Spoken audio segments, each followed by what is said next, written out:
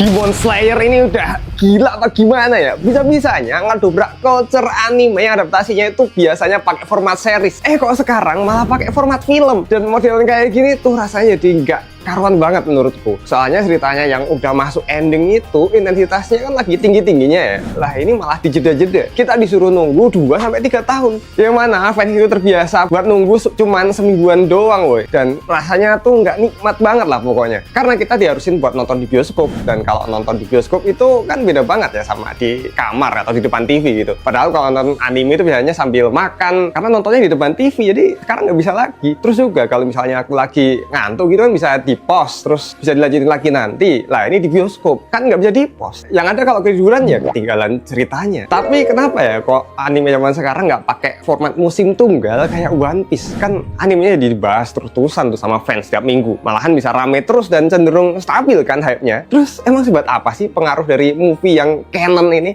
Apa format movie canon ini bakal ngerubah total format seasonal atau cuma selingan aja kayak movie non canon kayak yang OVA gitu? Nah, karena aku udah jadi mania anime dan hal ini sangat perlu dibongkar, maka dari itu aku, Lajunda, penikmat anime yang udah namatin banyak series, bakal cari tahu kenapa tren produksi anime ini jadiin movie-nya itu canon. Dan juga di video ini aku bakal bagi jadi 3 chapter. Chapter pertama aku bakal jelasin kayak gimana sih perkembangan anime selama ini. Di chapter kedua aku bakal nyinggung gimana caranya studio animasi pakai format yang baru ini. Dan di chapter 3 kalian bakal tahu seperti apa sih dampaknya film canon bagi anime di masa depan. Jadi tonton video ini tanpa skip-skip sampai selesai.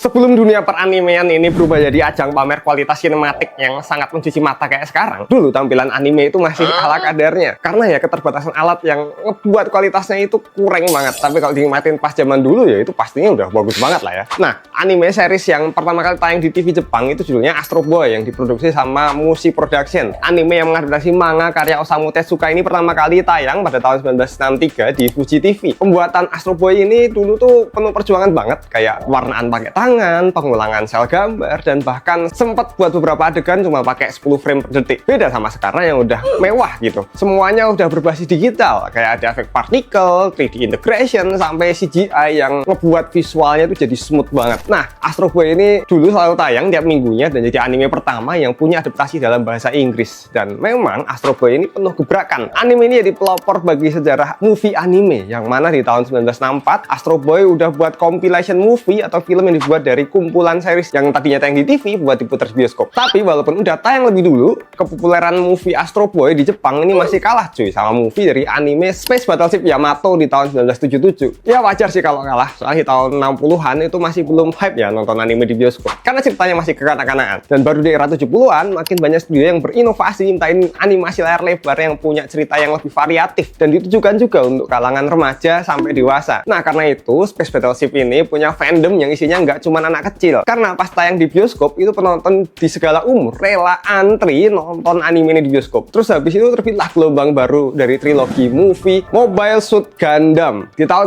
1981. Padahal Gundam ini tuh cuma remake episodenya dijadiin movie aja. Tapi bisa serami itu loh. Mulai dari anak-anak sampai orang dewasa yang nonton. Ya emang sih ada pembaharuan di animasi dan naskahnya. Tapi benar-benar bisa mendongkrak pandangan masyarakat terhadap anime yang tayang di layar lebar. Karena anime yang biasanya ada di bioskop itu tadinya itu cuma buat anak-anak doang. Sampai akhirnya format season mulai ngetrend di era 80-an dengan single core atau double core. Sederhananya tuh gini, setiap season itu berlangsung selama 3 bulan dan memang nyesuaiin sama 4 musim yang ada di Jepang. Kayak musim semi, panas, gugur, sama dingin. Dan biasanya anime itu kan satu seasonnya ada 12-13 episode. Nah, kalau tayangnya seminggu sekali kan ya pas banget ya, jadi 3 bulan. Dan ini sebutannya single core. Terus ada juga yang double core. Ya, meskipun jarang sih, kalau double itu ada 20-26 episode. Jadinya ya animenya itu ongoing selama 6 bulan atau 2 musim di Jepang. Nah, alasan anime dijadiin seasonal kayak gini tuh katanya sih karena padatnya jadwal dan efek kelelahan animator yang bisa nurunin kualitas animenya. Bahkan penundaan atau libur tayang 1 minggu itu udah mewah banget. Dan karena format season tadi, kualitas anime bisa tetap terjaga. Soalnya para animator jadi punya jeda buat ambil napas ya, dan juga memperbaiki apa yang masih kurang. Dan kalau jedanya itu lama, biasanya pihak studio bakal ngasih penonton hiburan kayak episode recap gitu lah. Kayak One Piece yang animenya sempat hiatus selama selama 6 bulan kemarin, terus diisi sama remake episodenya di salah satu arc. Terus masuk ke tahun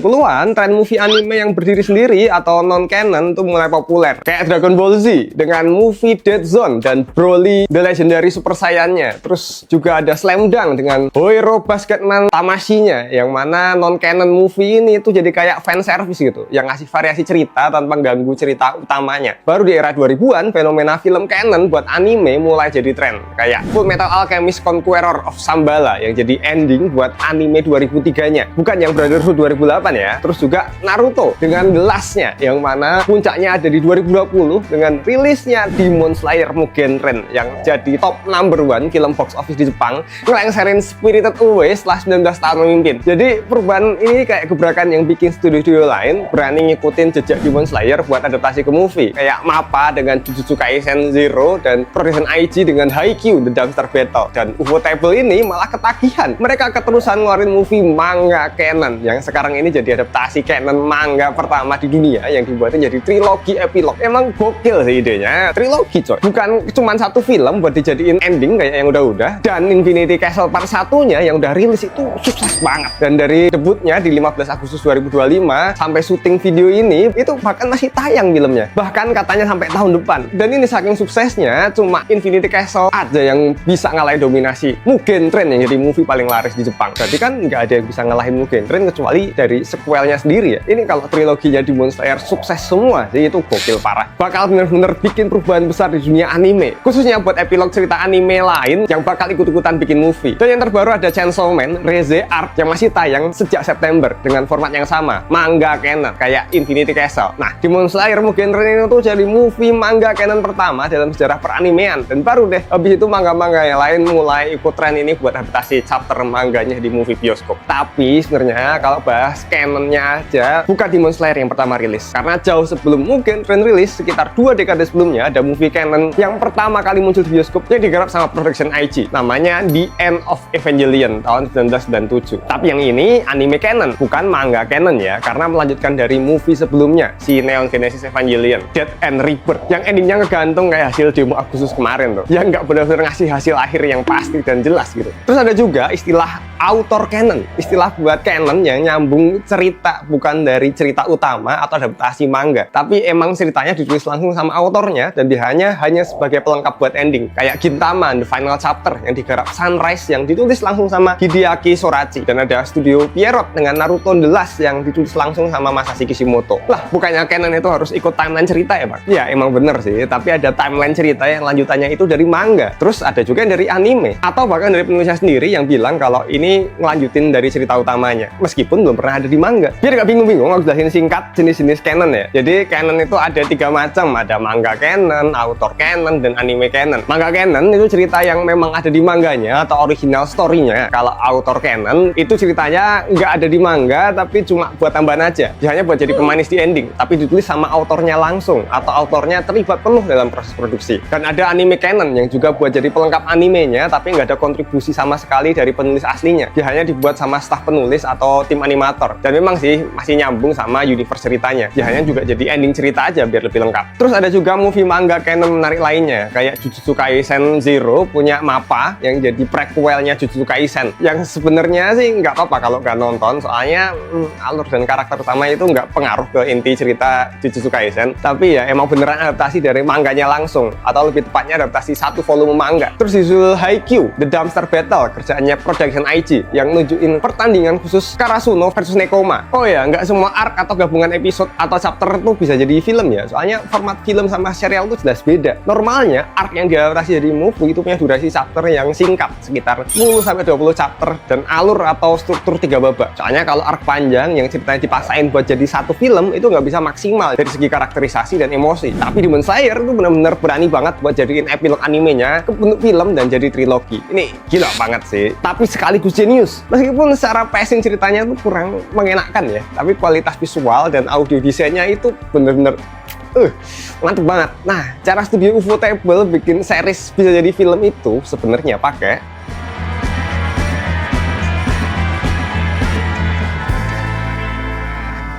Oke, kalau bicara soal keuntungannya, Demon Slayer Infinity Castle sampai saat ini udah dapat untung sekitar 670 juta dolar atau sekitar 11 triliun rupiah dengan penjualan tiket lebih dari 67 juta dari seluruh dunia. Dan jadi film paling laris nomor 1 di Jepang. Ngegeser saudaranya si Mugen Train yang punya pendapatan sebesar 512 juta dolar atau sekitar 8,5 triliun rupiah. Dan karena keberanian dari Ufotable buat bikin adaptasi manga jadi movie kayak gini dengan kualitas yang rata kanan ya, benar-benar ngebuat dua karyanya ini bisa nguasain box office Jepang dengan pendapatan movie-nya yang fantastis itu. Dan lebih-lebih lagi nih, Mugen Train sampai bisa jadi film non-Hollywood pertama yang memuncaki box office global di tahun 2020. Ya, tapi kan pesaingnya emang dikit ya karena pandemi.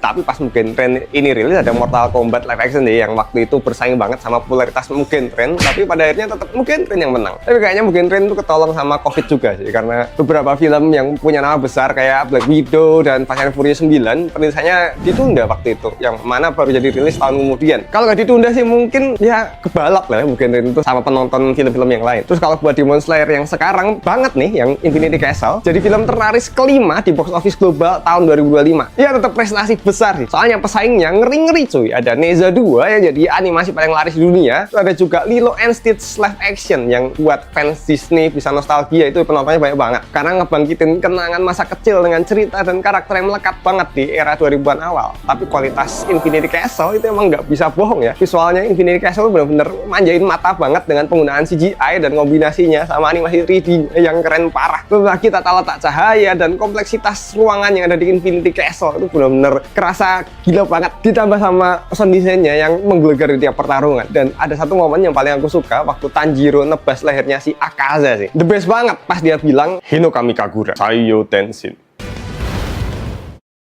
Itu keren banget. Efek suaranya tuh gitu. Itu ada slow-mo-nya sama latar musiknya yang nambahin momen itu jadi epic banget. Ditambah latar cerita Tanjiro yang memang dendam kesumat sama Akaza dari arc Mugen Train, jadiin momennya jadi nambah emosional. Tapi semua itu nggak bakal bisa kejadian kalau film Mugen Train nggak sukses ya. Karena gini, kayak penjualan manga Demon Slayer karya Om Koyoharu Gotoku ini aja deh, di 2019 sebelum movie-nya rilis penjualannya cuma sampai 3,5 juta kopi aja. Tapi setelah si Mugen Train rilis sekitar 4 bulan kemudian, di Februari 2021, jumlah manga Demon Slayer yang di kopi itu langsung meroket jadi 150 juta kopi. Itu meledak parah. Dan aku jadi lumayan kepikiran sih, soalnya fenomena kayak gini tuh unik banget karena suksesnya film ini berdampak langsung ke manga atau komiknya. Ya mungkin karena orang-orang jadi nggak sabar sama kelanjutan ceritanya, makanya pada berlomba-lomba tuh beli manga Demon Slayer. Dan kalau kalian penasaran banget sama cerita orisinil dari manganya langsung nih, atau kepo sama art style dari Om Koyoharu Gotoku ini, bisa banget jadi kolektor manga Demon Slayer. Atau juga kamu bisa koleksi action figure yang imut-imut kayak gini, kayak Nezuko yang ini kah Maya. Ini kamu bisa koleksi dan cocok banget buat jadi pajangan rumah yang bisa kamu pamerin ke temen kamu. Link pembeliannya udah aku taruh di bawah sini, cek aja, siapa tahu lagi diskon parah. Baik, lagi ke film yang Mugen Train. Movie ini tuh berpengaruh banget season 2-nya Demon Slayer, yang mana ningkatin jumlah rata-rata penonton tuh nyampe 15 juta viewer per minggunya, bahkan lebih tinggi dari jumlah viewer Olimpiade Tokyo waktu itu. Dan ya puncaknya yaitu Infinity Castle jadi kecipratan suksesnya, bahkan lebih sukses dari Mugen Train. Se-impactful itu ngaruhnya. Iya, ya iyalah. Bahkan cuma Mugen Train yang bisa ngalahin dominasi Spirited Away di box office Jepang. Nah, meskipun Mugen Train ini tetap diadaptasi jadi series di season 2 sih ya, tapi ini terbukti bisa ningkatin ketertarikan orang-orang buat nonton Demon Slayer. Dan sekalipun penonton baru masih ngangong-ngangong sama detail ceritanya, seenggaknya kalau dia penggemar film, anime, atau dia wibu, pastinya jadi lebih tertarik ke seriesnya juga habis nonton movie-nya langsung di bioskop. Bahkan nih, temanku yang nggak pernah nonton anime aja sampai tergila-gila sama salah satu karakter di Demon Slayer. Udah gak peduli pokoknya mau FOMO kayak gimana, yang penting studio cuan, anime terkenal, fandom jadi nambah besar. Dan kesuksesan ini belum tentu bisa diraih franchise Demon Slayer kalau studionya bukan Ufotable. Soalnya ini studio benar-benar jadi all in house, semuanya dikerjain di studio sendiri. Gak ada ceritanya lagi ngerender, ngewarnain, atau bahkan buat CGI-nya itu dikerjain pihak dari studio luar. Karena studio animasi itu umumnya nggak kerja sendirian, pasti ada kolaborasi sama pihak ketiga atau yang bukan dari tim studionya sendiri. Misal kayak penggarap hadapan Satsue. Istilah yang merujuk ke teknik perpaduan efek visual kayak pencahayaan, efek-efek gitu, sama suasana atau mood visualnya. Nah, kalau di Ufotable itu semuanya itu benar-benar digarap sendiri. Makanya dia berani keluar uang banyak buat investasi di berbagai sisi, kayak 3D animator sama server buat render CGI-nya yang menghabiskan dana sebesar 12 juta dolar atau 210 miliar rupiah. Soalnya bakal beresiko banget cuy kalau ada campur tangan pihak lain. Bisa aja nanti ada perbedaan dari gaya artistik atau kualitas tertentu yang ngebuat perbedaan di antara scene-nya, kayak bentuk karakter, warna, atau efek pencahayaan antar scene. Karena nggak terkontrol secara terpusat. Beda sama film-film yang Ufotable yang semuanya satu komando yang dikerjain di studio yang sama. Tapi emang sih ya, kalau dipikir-pikir tuh ngerjain sesuatu dalam satu tempat jadi lebih gampang. Bukan berarti buatnya itu jadi enteng gitu ya. Maksudnya itu kalau ada apa-apa enak koordinasinya. Nah, ini yang ngebuat karya-karya Ufotable, terutama yang film Demon Slayer ini ya, nggak ada yang namanya kesenjangan komunikasi dan bisa jadi lebih konsisten buat ngejaga art style-nya dalam produksi filmnya. Dari data yang udah terkonfirmasi di IMDb, studio Ufotable dalam proses pengerjaan film sequelnya Demon Slayer udah ngelibatin kurang lebih 200-an staff. Wah, ini jumlahnya setara sama Panji Tengkorak ya, tapi hasilnya kok beda. Tapi jumlah ini baru yang tercatat secara resmi ya, soalnya belum termasuk sama staff CGI, sound, sama teknisi lainnya. Banyaknya staff ini jadi ningkatin kualitas visual dari garapannya Ufotable. Yang kita lihat di Infinity Castle itu berasa kayak nonton film live action, karena pengambilan gambarnya yang diperhatiin banget. Setiap perpindahan kamera itu mulus, terus juga latar belakang yang dinamis, nggak ada kaku-kakunya, ngebuat suasana itu berasa natural, kayak semuanya itu sinkron dan jalan sendiri. Dan hasil dari pengaplikasian 3D-nya itu nggak mendominasi seluruh elemennya. 3D-nya ya dipakai buat memperindah sinematografinya atau buat mendukung pengambilan gambar atau arah pandang yang nggak bisa kalau cuma ngandelin 2D aja. Proses sinematik kayak gini tuh yang ngebuat Ufotable punya ciri khas yang unik dibanding studio lain yang perpindahan angle kameranya masih terkesan patah atau animasinya yang kaku banget. Kayak ini nih, season 3-nya One Punch Man, garapannya studio Jesse Staff, yang mana efek visualnya tuh kelihatan kayak tempelan aja gitu. Animasinya sampai batuk aku di komennya, parah banget soalnya, kayak cuma pakai PowerPoint, model tempel-tempel terus digeser aja. Dan salah satu teknik pengambilan gambar yang dipakai Ufotable itu namanya Satsue atau pengkomposisian yang udah aku sebut tadi ya, yang mana dalam penerapannya itu fokus terhadap bagaimana ngebuat gambar akhir dengan memperkuat atau mendukung detail pada karakter, latar belakang scene, efek-efek kayak air, kabut, api, pencahayaan, serta gerakan kameranya supaya lebih dramatis, sinematik, dan imersif. Detail-detail yang diperhatiin banget kayak gini tuh ngebuat proses produksi Ufotable jadi lumayan lambat, karena selain mementingkan kualitas hasil, mereka mengerjakannya hanya dengan tim internal Ufotable sendiri. Seluruh struktur staff, sistem internal, dan penekanan pada pengkomposisian memungkinkan mereka mencapai konsistensi seperti film yang jarang ditemukan di anime lainnya. Berbeda dengan studio kebanyakan yang lebih mengutamakan kecepatan dan jumlah untuk kejar tayang. Memang sistem yang kebanyakan dipakai itu bisa lebih banyak ngasilin karya, tapi kualitasnya jadi nggak merata. Dan karena ini bisa dibilang sih ya, daya tarik terbesar dari Demon Slayer itu ada di visualnya. Dengan segala investasi dan keseriusan Ufotable dalam penerapan Satsue. Dan juga nih, Ufotable itu jadi top tier-nya studio animasi di Jepang. Jadi role modelnya industri anime karena punya standar tertinggi di peranimean Jepang. Dan juga nih, buat ngesain Demon Slayer jadi trilogi film, ya studio ngejar antar filmnya tuh 2 tahun. Tapi masih bisa berubah juga sih, tergantung sama performa staff studionya juga. Panjangnya waktu produksi kayak gini tuh bermanfaat banget juga buat para animator dan staffnya biar dapat istirahat yang cukup. Soalnya anime yang serialisasinya selalu tayang tiap minggu itu bikin capek banget. Selalu ada target mingguan. Format film kayak gini tuh ngebantu Ufotable banget buat keluar dari permasalahan waktu yang selalu jadi hambatan buat studio animasi di Jepang. Mulai dari jam kerja lama, bahkan harus lembur terusan, tekanan kerja tinggi, dan kurangnya waktu libur yang ngebuat kualitas anime itu naik turun. Dan akhirnya nggak konsisten karena stres yang tinggi itu. Ya memang kalau jadi film itu tetap ada targetnya juga, tapi bisa lebih fleksibel, dalam artian kualitasnya bisa jadi lebih sinematik dan stabil karena punya waktu produksi yang jauh lebih panjang dan terkonsentrasi, yang mana untuk Infinity Castle dengan durasi 155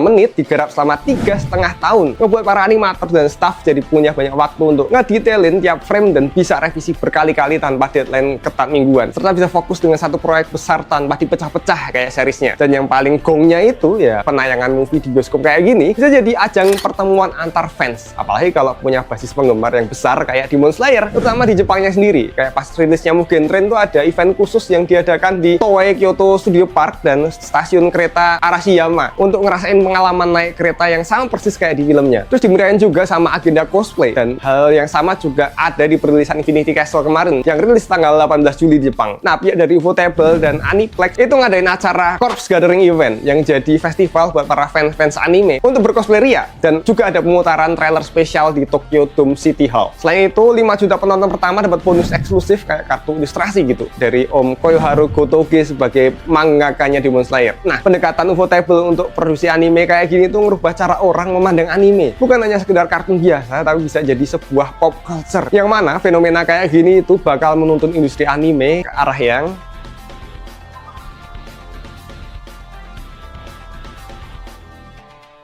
Ufotable tuh emang bener-bener ya ngobrak-ngabrik tren industri anime dengan movie Demon Slayer-nya, karena bisa ngebanting setir arah produksi yang awalnya adaptasi manga jadi serial anime musiman, terus berakhir jadi sequel movie ya, triloginya Infinity Castle sekarang. Iya, emang cuma buat jadi ending aja, tapi gimana sama Jujutsu Kaisen Zero itu malah jadi prequelnya. Dan ada rumor yang bilang kalau besok nih gelutnya Gojo versus Sukuna di arc Shinjuku Showdown nanti itu bakal jadi film tersendiri. Tapi ya meskipun baru rumor, bisa aja sih Mappa sebagai studionya Jujutsu Kaisen bakal beneran bikin film khusus buat arc berantemnya Gojo dan Sukuna. Soalnya potensial banget buat jadi film dengan dampak visual dan emosional yang luar biasa dari panel-panel mangganya. Tapi itu pro kontra banget ya, karena secara plot cerita itu nggak cocok jadi film. Soalnya ada perombakan di ceritanya. Ini masih dalam studio yang sama, Chainsaw Man nunjukin kalau adaptasi filmnya itu sukses lewat film Rise Arc yang berhasil jadi top nomor 1 box office Amerika Serikat dari tanggal 24 Oktober, yang mana ngalahin film-film kayak Black Phone 2 dan Regretting You. Itu gila banget. Dan menurut para fansnya nih, di sisa part 1 manganya Chainsaw Man itu tiap arc-nya filmable. Jadi ya tinggal nunggu waktu aja sih ini biar anime-anime itu full adaptasinya jadi movie manga canon. Tapi jujur aja ya, aku sebagai wibu karbitan tuh jadi khawatir banget. Apa iya kedepannya cuma adaptasi manga bakal jadi film kayak gini tanpa adanya serialisasi? Soalnya tuh kalau dari manga langsung jadi film bakal ngerusak pacing atau laju alur cerita yang harusnya bertahap malah kayak diburu-buru gitu. Ya gimana nggak diburu-buru? Yang biasanya bisa jadi